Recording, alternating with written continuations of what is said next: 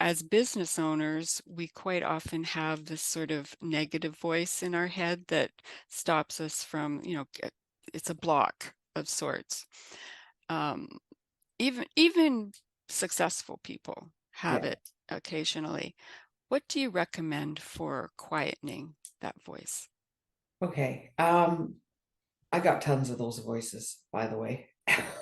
Okay, I wasn't expecting that. We no, we all do. Okay. There's a couple of things is you got to know yourself really, really well to know what's you. Okay. Um, you've got to pay attention to what those thoughts are, like in a really big way. Like you need to be paying attention to what you're thinking most of the time. Okay. Mm, Um, yeah. yeah. And then you need to be consistently reframing things, right? So when I say that I've got lots of those, right? It's like we're programmed in the first 7 years of our life, right? That's all our downloads and subconscious and everything else, right? So, there's the being brought up Roman Catholic at the beginning of my life, right? There's the financial issues at the beginning of my life, right? Um, some stuff with my dad at the beginning of my life. So those things can stick in your head, right? Like you're programmed with them. And but if you know that they're there, you reprogram yourself, right? Um, what happens is when we get under a lot of pressure, right? Um, we get into like our fight or flight mode, and our brain kind of shuts off. It's just fight or flight. So what we do is we react instead of say responding, but we react with that old programming from childhood because it's instinctual, it's old reactions, right? So when you start to pay attention to who you are yourself and start paying attention to where your thoughts are going, then you can recognize when these old programs are coming up to the surface, right? And you know, whether it's some old programs about money or worthiness or whatever, chances are they're a parent's words in your head or somebody else. They're not even your words in your head.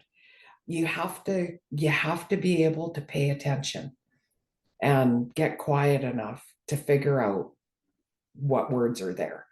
And once you do that, like, a lot of times people have stuff going through their head or coming out of their mouth and they're like, yeah, but I don't really believe that. And it's like, then you need to kind of reprogram that way of thinking.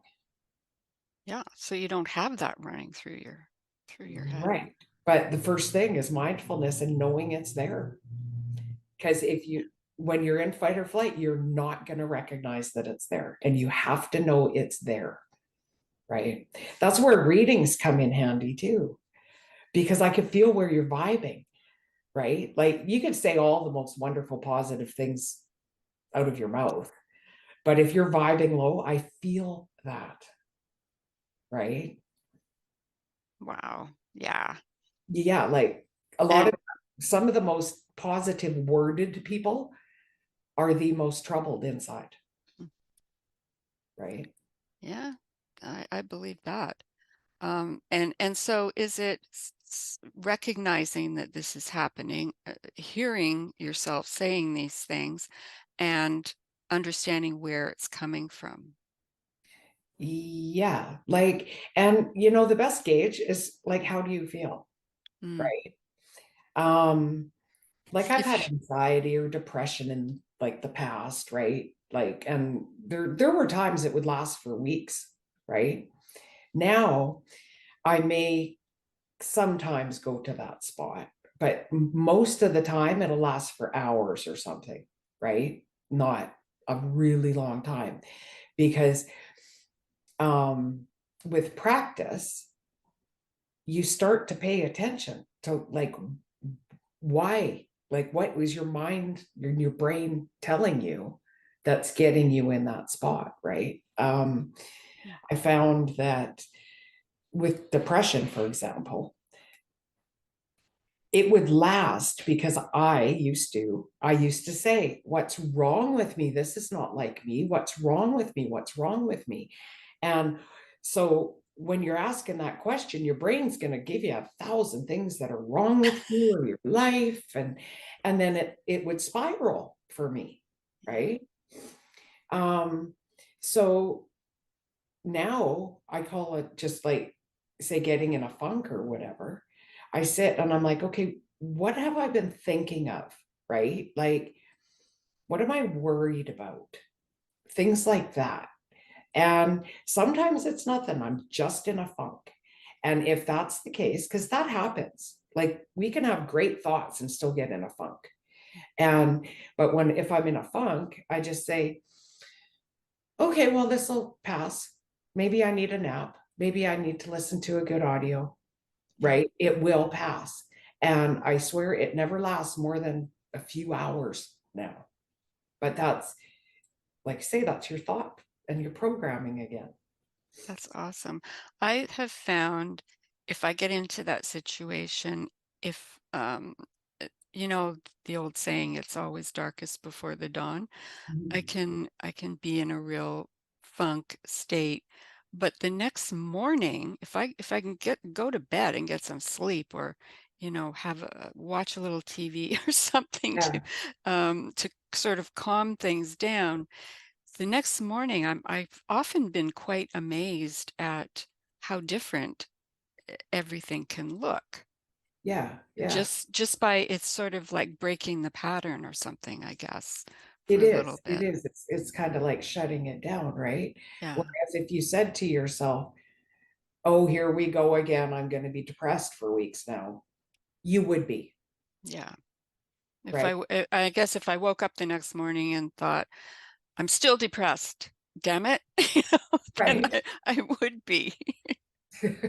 Yeah, like everything is energy, right? Yeah, All of our thoughts are energy. Like people who wonder how I do what I do, it's almost like all of this energy, like it's all here all the time, right? And it's available to all of us all the time. And it runs through us. We have our own, we have our collective energy, like it's all energy, right? And it's like somebody will say, how did you know that? And it's in the energy. I can feel it. Like I just know, right? Like it's, I could feel the energy. interesting. Do you have an opinion on how much of what I know that you're big on people taking responsibility, right, for there's decisions and trying to make the best decisions possible. Is there a component of it that is pre-planned, that is predetermined? Sometimes, Mm, but stuff can be avoided too, right? We do pre-plan quite a few things, right?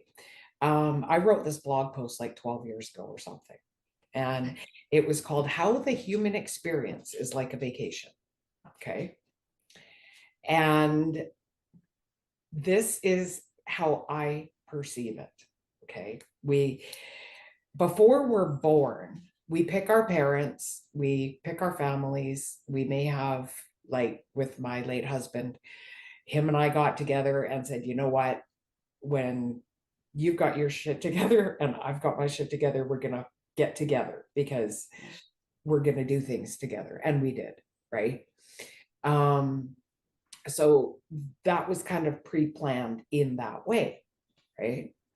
In the case of my late husband, about a year before I actually met him, my peeps said to me, he's here, you better do your healing.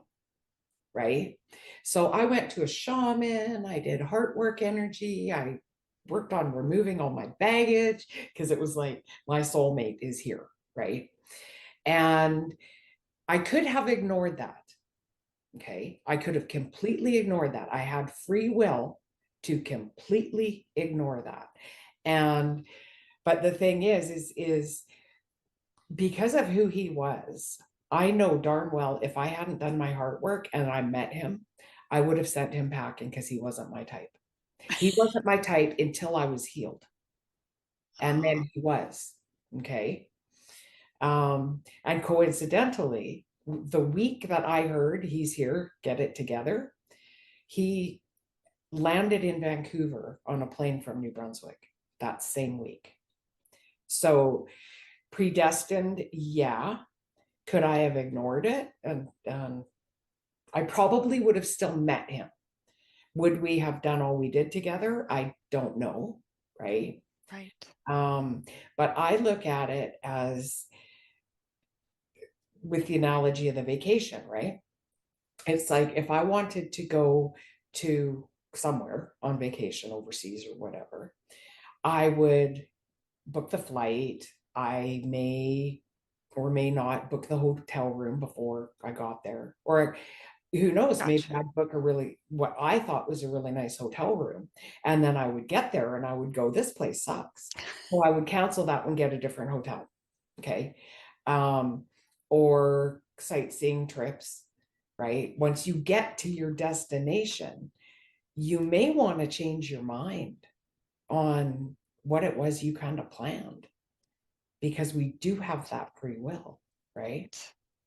Um, Okay. sometimes there's like bigger events, right, that are kind of destined to happen. Um, and sometimes bad stuff just happens. Like there's like what we would consider to be bad stuff would Mhm. just happen. Um, but it's how you look at it more than what actually happened, right? Like there's probably people like that would hear this where really awful stuff happened at some point, but they are who they are because of that. And it actually helped them get to where they want to be. Interesting. That makes so much sense. Yeah. Like when it, just as an example, when it comes up in readings, okay, where I see something coming up for somebody, okay, um, I have said to people before, okay, so this person is going to come in your life, right? And they're going to be bad news, right? They're going to be this, they're going to be that, they're going to screw you over, whatever, right? You have a choice to avoid that person. I don't say somebody's coming in and they're going to hurt you. I say somebody is coming in and giving them too much of your attention or hooking up with them or businessing with them will potentially create issues. So when you meet them, Up to you. walk the other way, Mhm. right? Much like with my husband, when you, Mhm. I had the choice to heal up and meet him or not heal up, and I probably never would have got together with him, right? So it's almost like forewarned is forearmed, right? What you do, what we have the free will to do what we want with it, Yeah. right?